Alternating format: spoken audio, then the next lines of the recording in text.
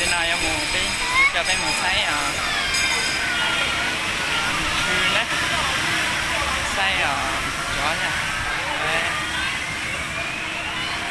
Quần gì nó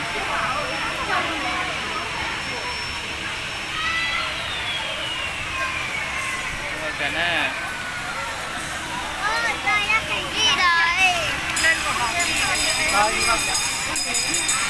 đi đường này cho mời coi đâu rồi.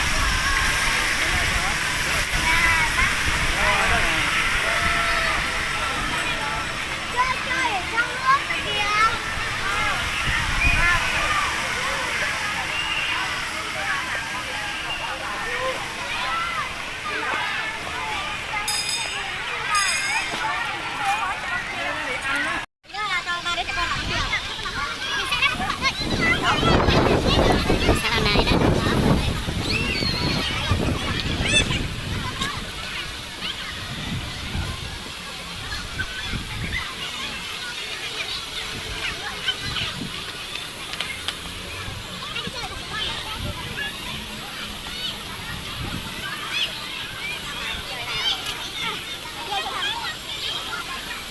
Nhưng mà sao chơi nó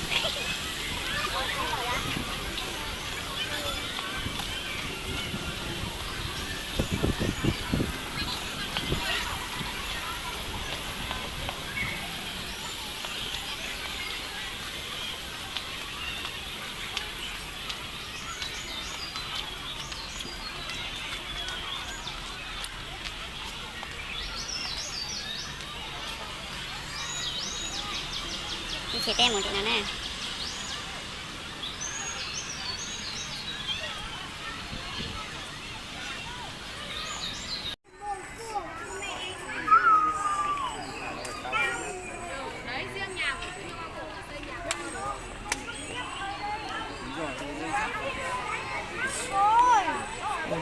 Chẳng có lúc quay nét luôn. Có nét để cất đi, đi rồi cất đi. Người ta lấy mất bây giờ.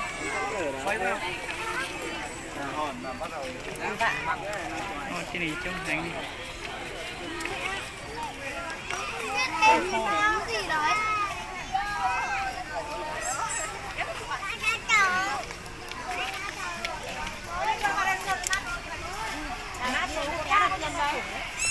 Phải vé không? Đưa đến 30 thì có 20.000. Em ơi vào đi, vào đây.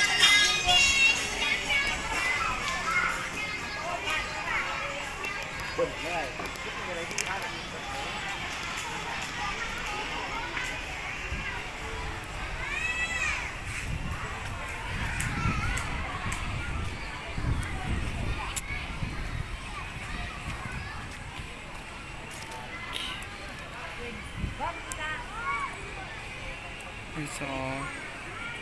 Mấy cái này. Gắp cái đấy xong rồi về.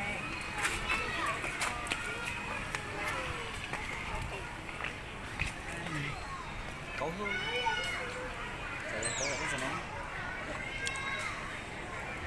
Linh Dương. Có phải không đây? Đây nha mọi người nhé. Vào bên trong này là hàng má. Cho mọi người đi xem hàng má nha.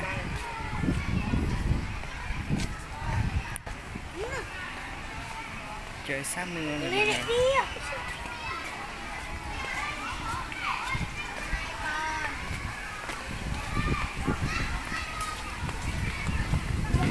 Nó bay luôn.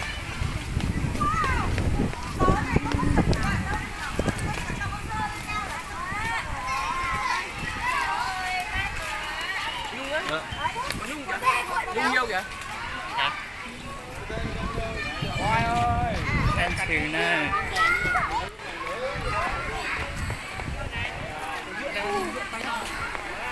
Nó kèn này kia.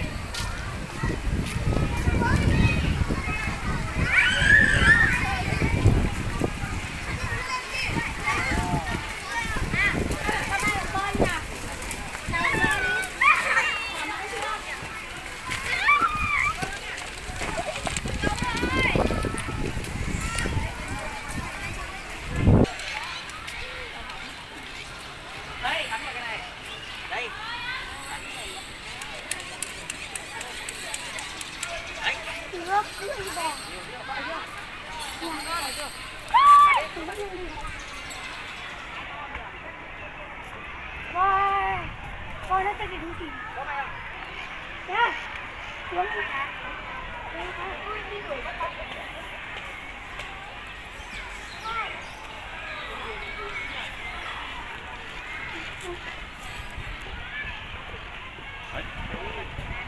Ngoài đấy.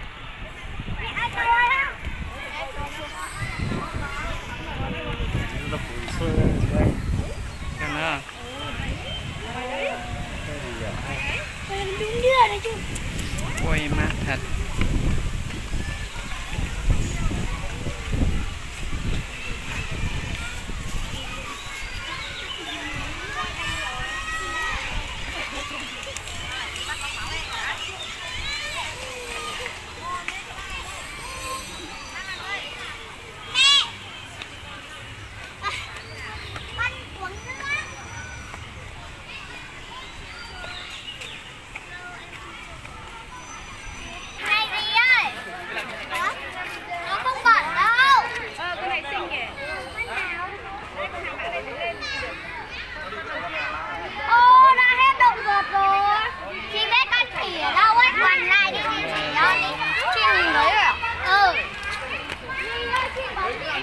Đây nha, con làm má nha.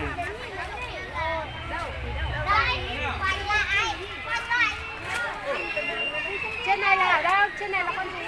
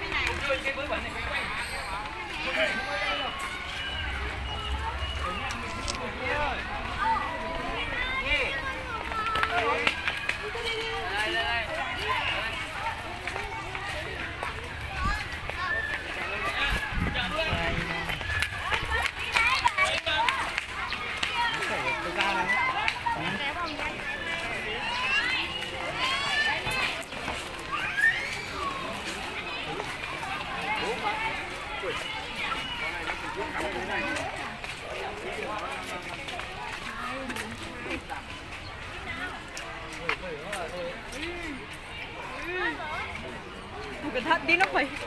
Con đây đúng đây nó.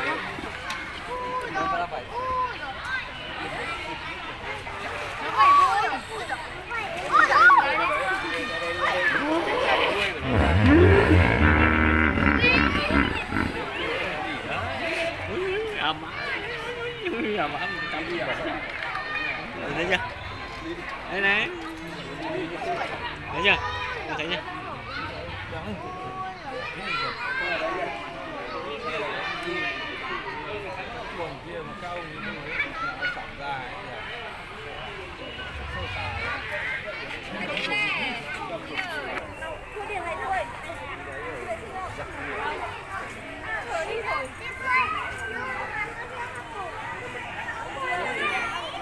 Đây, con gì đây, con gì đây? Sợ không? Mắt nó đấy là nhìn đấy. Con lợn ở đây không?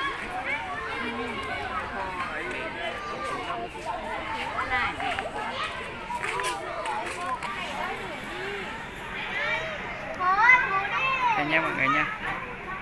Con hụ nó đang ngủ. Đi gần một tí nữa.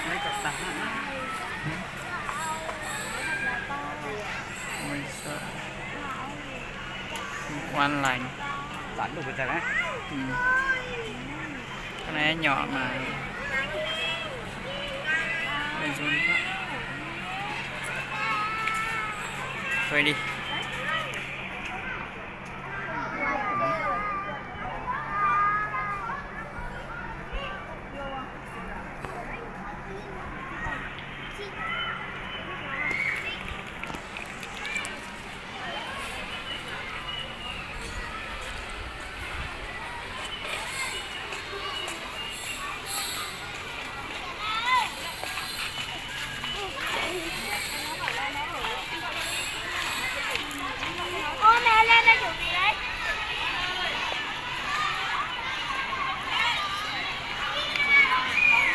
nha, quan sư tử.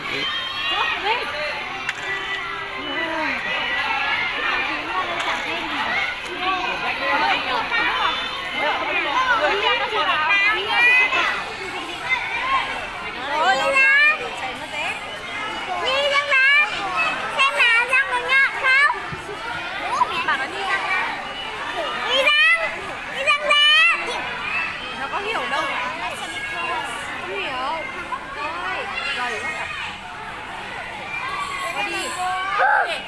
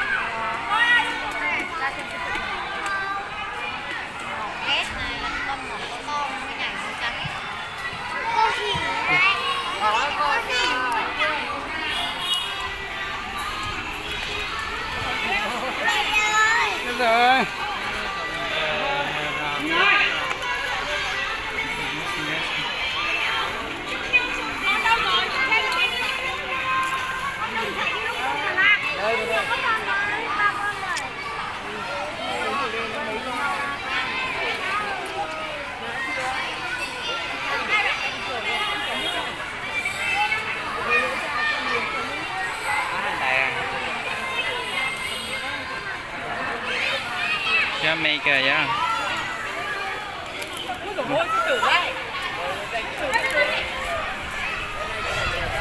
Ôi nhiều người thật.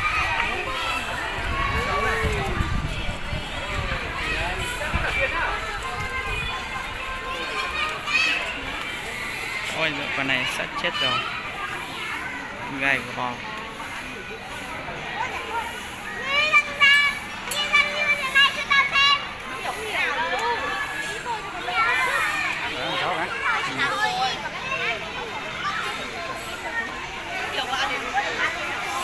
Con này già lắm rồi.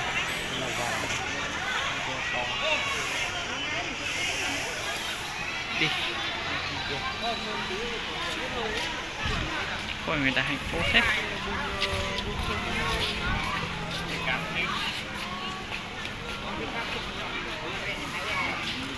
Bó này cũng xem. Xem con hụ này.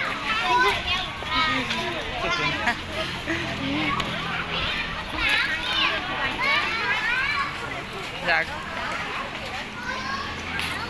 Cháu đã có mấy chục rồi. Wow.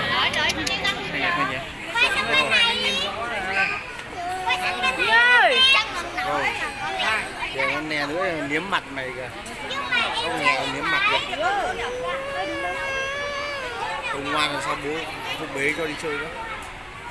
Là sao ngoan là bố cho đi. Không bố được cho bố Sĩ My đi đâu. Thì kìa. Đấy nó liếm chân này. Đấy, buồn chưa? Nó bị sốt nó buồn đấy.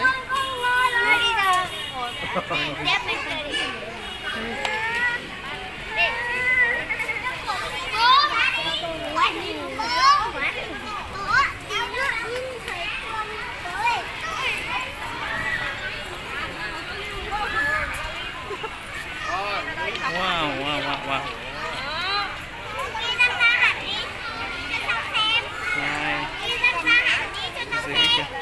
Đây này, nhìn thấy chưa?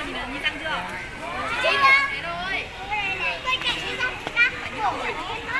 Sao nó cười được?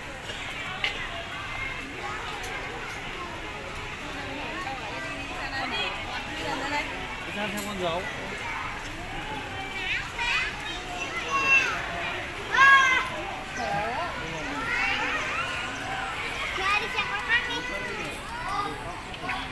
Lúc này mình xem một con gì?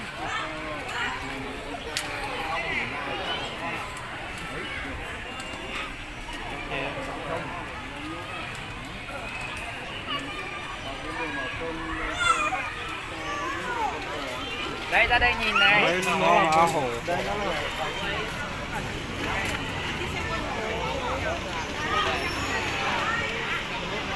Đi Thảo ơi.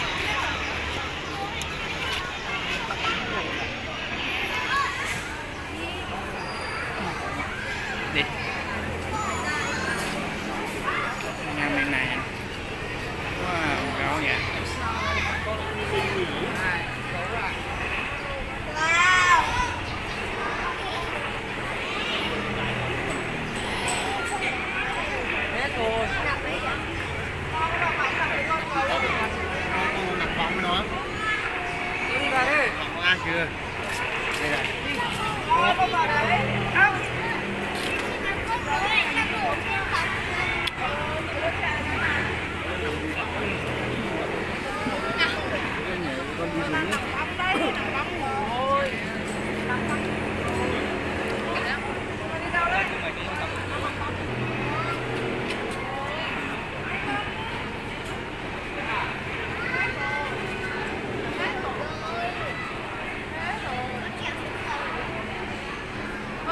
ว้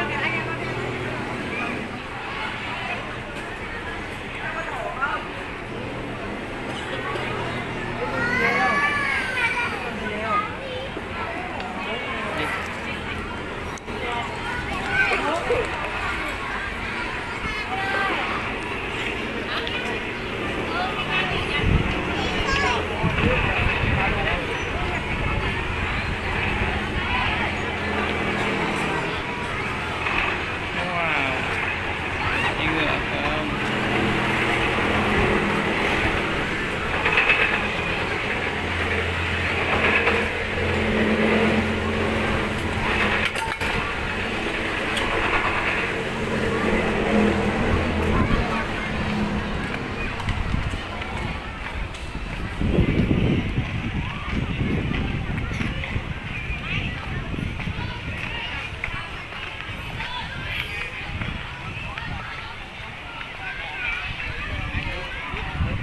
Nắm về luôn.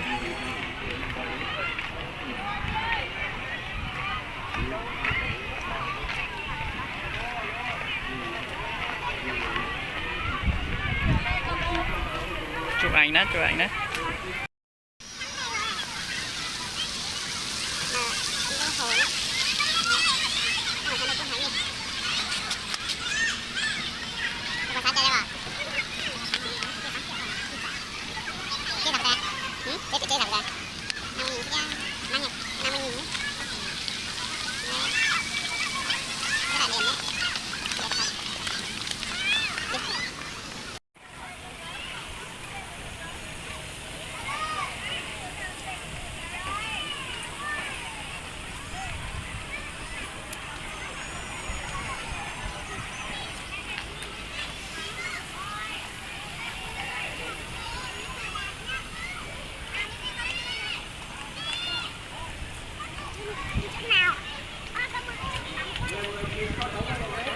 Chụp ảnh thôi.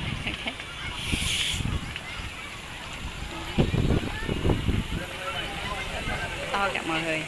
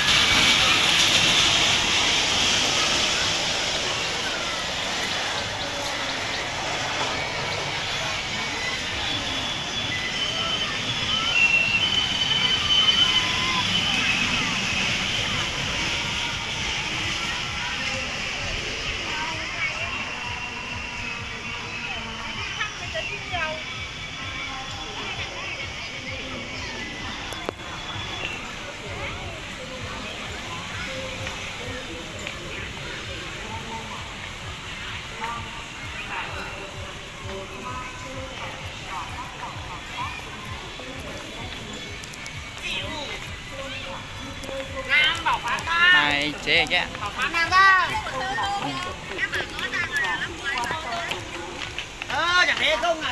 Thì về với những mọi người nhé. Video bọn mình cũng tạm dừng ở đây. Nếu mọi người thấy hay thì hãy cho mình like và share. cho mình nhé. Chào mọi người, bye bye.